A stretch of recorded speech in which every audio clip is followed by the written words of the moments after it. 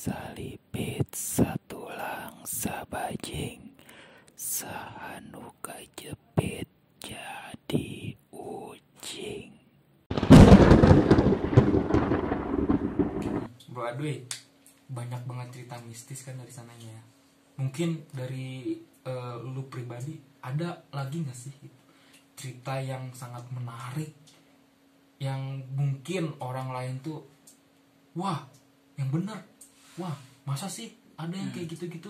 Kira-kira di kampung itu ada nggak sih kayak cerita-cerita yang lebih-lebih mungkin orang lain tuh yang nggak masuk di akal lah, yang mungkin nggak ada sama sekali orang tahu tentang hal mistis yang ada di kampung Bang Adwi itu. Bang, bingung. Gimana? Dui. Yang lebih apa ya? Yang lebih ininya sih yang lebih pusat perhatiannya gitu ya. Lebih pernah viral pada saat itu. Beda di antara yang lain. Jadi apa tuh? Yang saya ceritain kan ya gangguan dari suara-suara atau apa gitu. Nah ini kejadian yang pure gitu, yang nyata karena saya juga tahu dan ada di situ gitu. Oke. Kalau ini saya berani mempertanggungjawabkan. Gitu. Yang saya tahu, walaupun hal yang seperti itu ada apa enggaknya, saya masih ragu ya. Tapi saya merasakan sendiri. Yang saya tahu, pemujaan itu pemujaan makhluk halus itu ya, muja sama kayak babi ngepot, ngepet, tuyul gondrong, botak, botak, headlayer tuyul gitu kan. Ya kali kan, terpantes. Rambut panjangan rambut aja. Barangkali ada yang baru gitu. Iya, masa Pakai popok sambo dipit. Nanti bocor. Dikasut. Belum masuk Pak itu, Pak. Masuk. Oh, belum masuk ya. Ya, barangkali brand. Iya. Dari sambo dipit. Doain ya biar masuk iklan. Nah, ada pernah kejadian di kampung saya tuh, pernah viral, benar-benar viral itu. Saya tanya nih, pemuja yang biasa lu denger masalah pemujaan itu, pemujaan terhadap apa? Yang gua tahu mengenai pemujaan ya, pertama yang banyak orang tahulah isu-isunya, pemujaan pesugihan gitu mungkin ya. Kalau pesugihan yang gue tahu ya mungkin kayak ya tadi babi ngepet, ya miara tuyul. Terus kalau pemujaan kan kebanyakan kayak lebih muja ke setan gitu ya. Ya satanik seperti itu gitu yang gue tahu gitu kan. Mengharapkan segala sesuatu yang instan lah gitu ya. Nah bener. Tapi kalau untuk hal-hal yang lain gue nggak tahu sih. Jadi di kampung gue itu pernah ada kejadian yang sempat viral, sempat rame itu. Ada salah satu warga yang muja sama pocong. Sama pocong memuja. Muja sama pocong. Dan beda lagi nih pocongnya. Kan biasa yang kalau di film-film pocong itu putih ya. Mungkin ini dimodif ya. Dimodif gimana nih maksudnya nih? Dia muja ke pocong hitam. Pocong hitam, pocong hidung kalau bahasa Sunda. Itu viralnya muja sama pocong hidung. Oh pernah viral di daerah situ pocong. Viral banget itu. Pocong hidung namanya. Pocong hidung. Mungkin itu udah di ini ya, udah di apa? Udah dimodif lah ya. Ganti cat mungkin. Gue baru denger loh. Wow. Ya kan yang gue tahu misalkan kayak orang-orang kuntilanak merah, ya nggak sih? Banyak. Kuntilanak merah lah ya jatuhnya. Nggak pernah gue denger yang namanya kuntilanak hitam, nggak. Tapi gue denger baru ini doang. Pocong shock juga gue baru pernah dengar. Memuja pocong hitam. Tuh. Iya bener itu kejadian. Cuman kalau masalah hitam dop atau hitam glossinya saya nggak tahu ya. Metalik gitu. Kayak kita kan hitam-hitam juga nih gitu. Ya mungkin lebih bagusnya hitam karbon. Nah, hitam karbon ya mungkin gitu ya. Tapi itu serius, itu cerita serius itu sempat viral juga di kampung. Tapi gue benar bro, gue baru denger loh. Maksudnya memuja ya mungkin dalam artian ke pocong ya mungkin oke lah gitu ya, tapi hitam. Itu. Nah itu pernah kejadian dan saksi matanya juga banyak di, malah korbannya itu tetangga saya malah gitu. Jadi salah satu warga di situ ada yang muja sama pocong. Terus storynya itu dia pengangguran. Terus saya nggak mungkin lah cerita atau apa Iya. saya kasih tahu nama atau tempatnya gitu ya. Gitu. Saya menjaga perasaan keluarganya juga gitu. Betul. Mungkin kalau ada keluarga yang kesinggung ya maaf bung Nana. Hai bung Harma usaha. Kerja keras. Instan wae. Ya muji. Sholat kudu seuseuh banget. Ah. Denge bener. Dia itu pengangguran dan hobinya dia itu kayak apa sih, sabung ayam. Setiap hari itu sabung ayam kayak gitu. Nah tapi setelah sekian lama gitu kan, dia kalau warga itu kan pengennya dia nggak ada pemasukan karena dia nggak kerja ya. Yang orang tahu lah gitu. Oh yang orang tahu gitu, keseharian dia kan nggak ada kerjaan gitu, tapi dia bisa ngebangun rumah, bisa beli motor cash, punya mobil juga gitu, ngebangun rumah terus ngerenov rumah gitu kan. Pasti bertanya-tanya gitu kan, warga pernah nanya juga, katanya emang salah satu keluarganya atau kakaknya saya lupa lagi tuh pernah kerja di luar negeri gitu, jadi mungkin itu dikirimin sama keluarganya saudaranya gitu. Cuman singkat cerita, orang tua saya itu kan guru ngaji di salah satu majelis taklim kampung saya. Nah anaknya si pemujanya itu namanya anak kecil ya, polos. Dia bilang bu ke ibu saya, oh anaknya ikut ngaji gitu. Ngaji bu itu lagi viral tuh, lagi banyak lagi gancang-gancangnya berita-berita yang kayak gitu. ada yang saya ketemu pocong hidung gitu. Udah rame tuh pocong hidung itu, isunya udah rame kan. Kita tanya-tanya siapa sih ini pocong hidungnya siapa gitu kan. Sempat pernah pikir ada yang gentayangan atau mati penasaran atau apa gitu. Nah anak kecilnya itu, si anaknya itu cerita ke ibu saya waktu pas ibu saya ngajar tuh, bu cina ge dede mah malam lihat pocong gitu. Di mana kata nyokap, kita nyokap gua gitu. Di mana gitu, di rumah lagi nonton TV. Wah keren. Pocong nonton TV. Anak kecilnya bilang kayak gitu. Oh pure itu. Bener, bukan bercanda, emang bener. Tapi iya sih ya, kalau anak kecil tuh emang kan polos, kata ibu saya. Kayak nyokap gitu. Dia sembarangan gitu. Iya. Sedikit pocongnya lagi nonton TV sedikit. Kayak gitu. Terus masuk ke kamar bapak, kata dia. Terus pas dia mau masuk ke kamar bapaknya, ibunya dimarahin sama bapaknya. Itu kan si yang pakai baju pocong itu bapak lagi ganti baju. Nah disitulah orang tua saya udah tahu siapa orangnya, walaupun emang belum pasti ya nyata real enggaknya. Iya. Cuma isu-isu, padahal orang tua saya itu udah tahu, jadi nge-keep gitu ya, biar ya, takutnya jadi adu domba tuh apa gitu ya, isu apa. Nah ternyata dari proses dia dari orang biasa sampai orang punya itu kaya gitu di tempat dia, yang lebih curiganya itu keluarga dia itu satu persatu meninggal bro. Dari saudara adiknya tuh meninggal satu-satu gitu, sampai habis kalau nggak salah keluarganya. Tersisa sisa anaknya aja. Terakhir kalau nggak salah istrinya atau salah satu keluarga darah dia lah gitu ya, maksudnya istrinya atau anaknya atau apa gitu ada yang meninggal gitu. Karena kan itu tempatnya beda RW, beda RW gitu, agak jauh juga gitu. Kalau nggak salah sih itu kan udah lama banget. Istrinya atau salah satu keluarganya yang terakhir meninggal, dan nggak lama dia yang meninggal. Tapi sebelum pas dia meninggal itu dia sempat ketahuan sama warga di desa lain. Dia pernah melakukan aksinya gitu. Jadi ada warga yang lagi ronda gitu, yang ceritanya itu saksi matanya cerita ke saya gitu. ronda, ada orang yang lagi nyembunyiin motor di sawah, ditutupin pakai jerami yang bekas padi itu. Ditutupin jerami itu ketahuan.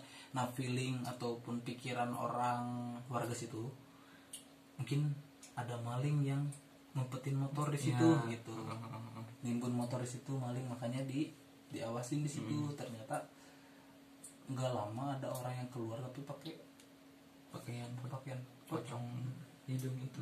pakai pocong hidung itu. Ininya dililit, cuman bawahnya kakinya bisa jalan gitu, nggak diikat gitu. Ya situ, nah ketahuan lah dari situ, digebukin sama warga. Sempet dia ngelawan, sempet gak mempan lah gitu. Oh mungkin ada kayak gitunya. Terus mungkin ada yang ngerti daerah situ diambil wapak atau apanya gitu, sampai dia babak belur lah, dibawa ke desa, sempet viral itu di desa juga. Disitulah udah ketahuan tuh bahwa pocong hidung itu siapa. Dari babak belur itu dia sakit. Kalau nggak salah itu ada saudara dia yang meninggal itu abis itu bro, ada 3, 4 apa berapa gitu saudaranya yang meninggal berturut-turut. Mungkin itu bisa dibilang Apa ya kalau dari persidangan tumbalnya atau apa gitu ya, saya juga kurang ngerti ya. Cuman emang benar itu berturut-turut meninggal, nggak lama dia meninggal. Dia udah ngerasain semua fasilitas yang dia punya secara instan gitu ya. Dia meninggal. Nah itulah maksudnya pesan moralnya itu, nggak ada lah sesuatu yang instan gitu bro. Betul. Ketika kita mau instan ya kita harus bisa nerima konsekuensinya. Kayak gitu. Benar. Kalau apa ya hikmah yang gue ambil ya, nggak ada orang yang kalau mau permanen ya usaha gitu sendiri gitu, buka bisnis atau apa gitu. Tapi kalau secara instan ya mungkin konsekuensinya juga instan. Benar sih, nggak ada yang kekal. Dan itu kayak dari pemakamannya juga itu kayak benar-benar ditolak. Oh iya. Kayak warga yang ikut ngegali kuburannya itu udah berapa kali ngegali kuburan ada aja gitu halangannya. Pas ngegali ada batu gede yang bisa dihancurin lah, ditutup lagi, ngegali lagi sebelahnya, pas digali ada keluar air lah. Terus ini yang cerita si penggali ya, si penggalinya gitu, cerita ke tempat kampung saya gitu, sampai nyebar tuh informasi kayak gitu. Ada yang pas gali banyak akar pohon gitu, jadi susah kayak gitu. Nggak diizinin. Kayak benar-benar iyalah ditolak gitu. Terakhir ada yang bisa digali, cuman kondisinya tanahnya miring. Itu nggak ada apa-apa tapi posisinya miring gitu, udah rawan longsor lah gitu. Akhirnya di situ, nah itu bener kenapa saya, jadi sistemnya itu kayak babi ngepet. Jadi dia kalau ada orang yang lihat dia gitu pakai atribut pocongnya gitu, itu barang-barang berharga hilang. Nah itu pernah kejadian sama tetangga saya. Jadi tetangga saya dia kan supir angkot ya. Supir angkot di salah satu ya daerah saya, supir angkot gitu. Dia tinggalnya persis di belakang rumah saya gitu. Dia cerita waktu pas dia pulang narik sekitar jam 11 atau jam setengah 12, dia parkir mobil. Kan kalau kampung saya kan emang masih banyak sawah hutan ya. Jadi dia parkir mobil. Nah dia di kaca spion lihat di belakang ada pocong tapi warna hitam, tapi matanya merah. Supirnya itu. Tapi matanya merah gitu. Dia bilang astagfirullah gitu. Terus pas dia lihat lagi hilang, nggak ada. Tapi dia sadar gitu, dia lihat gitu. Pas dia udah parkir mobil di garasi, dia mau ngambil uangnya, mau pulang. Si uang itu dari pagi dia narik dari subuh mungkin sampai malam itu uangnya nggak ada, ludes gitu ya. udah ludes. Oh jadi dia tuh gimana ya, sistem kerjanya mungkin ya. Iya sistem kerjanya kayak gitu. Sistem kerjanya bagi yang ngelihat dia, barang yang kita punya tuh barang berharga pasti hilang gitu. Hilang kayak gitu. Karena banyak saksi mata di kampung saya gitu yang pernah lihat dia dari sela-sela pohon pisang kayak gitu, melihat hilang gitu, uangnya atau apanya. Dan itu sempat viral tuh bro di kampung saya itu. Kalau sekarang mungkin zaman sekarang EP. Tapi Itu tadi gue mikirin pocong hitam, gue ngebayangin dari tadi tuh pocong hitam. Wah, baru gue denger kayak gini. Katanya sih kalau pocong hitam itu lebih ke apa ya, lebih ke negatif gitu pemujaannya. karena kena pocong hitam lebih ke negatif itu, lebih dari babi ngepet atau apa gitu. Di atasnya mungkin ya, Ah. rating atasnya mungkin itu kali ya, Iya, pocong hitam. itu sempet viral tahun berapa gitu ya, waktu saya masih SMA kalau nggak salah, SMA apa udah lulus gitu, pokoknya udah zaman dulu, tapi itu sempet viral. Orang yang apa yang ngegebukin dia sendiri yang ngejelasin ke desa gitu, ke warga, bahwa dia itu ini gitu, muja gini gitu. Dan ada kata anaknya yang paling gede, emang ada kamar yang udah boleh dibuka, dikunci terus, katanya bilangnya gudang. Oh iya. Tapi pas apa ya, pas warga, karena udah ketahuan ya, ketahuan dia udah melakukan hal-hal yang seperti itu, diseruduklah rumahnya, maksudnya digeruduk rumahnya. Pas si ruangan itu dibongkar, karena ya di situ emang ada kayak boneka kecil berbentuk pocong tapi warna hitam. Di situ ada kayak daun apa ya, kayak bunga-bunga 7 rupa kayak Isi gitu. yang di kamarnya itu. Ada air kayak gitu, ada berarti lilin. Jatuhnya kamar itu tuh emang gue pernah dengar sih itu dulu. Maksudnya walau-alam ya, orang kalau misalkan ada bangunan, entah itu bangunan apa gitu ya, walau-alam ya, gue cuma tahu dari, maksudnya bukan tahu, emang gue pernah lihat gitu, lihat kalau emang di dalam bangunan itu ada yang emang nggak boleh dimasukin, ya pokoknya harus ada orang khusus yang bisa masuk ke orang situ. Ya walau-alam mungkin ada yang memang kamar itu khusus untuk hal-hal yang negatif, kita makan nggak bisa. Iya mungkin dari tadi cerita lu itu, ya gue mikirnya mungkin dengan ada bangunan yang emang satu nih kamar yang nggak bisa dimasukin siapa-siapa, itu mungkin Tempat ritual dia tempat mungkin. mungkin ya. Tapi Kalau zaman sekarang mah mungkin, kan zaman dulu ya, heeh. mungkin kalau zaman sekarang mah dia bisa lebih kreatif sih, bisa dikasih tulisan gitu pintunya, dilarang masuk, hanya staff only, anjay. Lebih keren sedikit. Lebih keren sih. Dilarang masuk, staff only. Staff only. Di situ makanya anaknya juga, kan anaknya di kelas gua di SMP, sempet bingung juga emang sama bapaknya nggak kerja tapi duitnya Ada aja. ada aja. Mungkin kan kalau sekarang itu kan curiganya bukan ke situ, slot kan sekarang tiba-tiba Iya kaya. sih, tiba-tiba kaya. Tapi kan gak juga. Kaya 3 hari kan, Kayak 3 hari doang. sengsaranya bertahun-tahun. Terus makanya udahlah ya. Mending kerja keras. Ya intinya apa ya, maksudnya kisah-kisah yang gue tahu, yang gue rasain, balik lagi kalau masalah hal mistis itu sudut pandang kalian gitu ya. Maksudnya gue nggak maksa kalian harus percaya cerita gue, enggak. Gitu. Itu saya cuma cerita apa yang saya rasain gitu. Masalah kepercayaan hal kayak gitu saya serahin lagi sama teman-teman semua. Gitu. Kalau di agama gue gitu kan, di Muslim itu kan percaya sama hal-hal yang seperti itu, terlalu percaya yang berlebihan nggak boleh. Kalau musyrik ya, percaya, musyrik. kalau percaya emang Kalau emang kita posisinya tidak percaya ya memang ada. itu. Jadi makhluk seperti itu emang berdampingan sama kita begitu. Benar. Jadi apa ya, benang merah yang saya tarik itu dari cerita gue yang pemujaan itu, ya segala sesuatu nggak ada yang instan. Benar. Jadi buat teman-teman yang lagi berusaha, lagi berjuang, ya jangan patah semangat, jangan langsung saya pengen kaya, saya harus ngambil jalur instan gitu. Nah konsekuensinya ya diterima juga Gitu. kayak gitu. Bukan cuman lu gitu yang ngerasain konsekuensinya, bahkan orang-orang yang lu anggap penting dan lu anggap sayang pun bakal jadi yang gak tahu apa-apa ya, Iya. bakal jadi korban. Itu yang gua tahu. Makanya kenapa sempat viral, mungkin itu yang jadi pembeda gitu ya. Benar-benar. Kalau dulu udah ada TikTok mungkin itu epe-epe. Ini udah jedak-jeduk. Teteo, anti pocong. Kalau dulu ada aja ya. Spesialnya kampung gua. Aduh, Udah aja. kayaknya harus bener ya.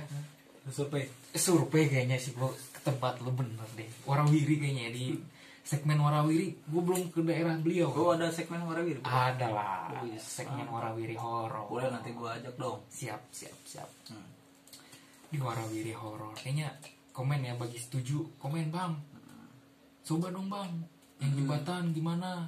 Gitu. Terus yang cerita gini gimana? Mungkin Pengen tahu lokasinya. Mungkin ada teman-teman juga yang punya tempat atau mau nyaranin tempat nih bang. Saya punya tempat nih gini nih. Coba dong bang telusurin benar apa enggaknya. Mungkin Betul. nanti kita samperin gitu ya sama Betul.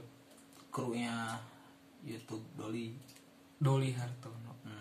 Brother and sister yang mempunyai pengalaman yang wow, yang menarik, yang emang ya bagi pengalaman sendiri itu sangat-sangat tidak bisa dilupakan. Boleh kita obrolkan, DM aja di Instagram aku.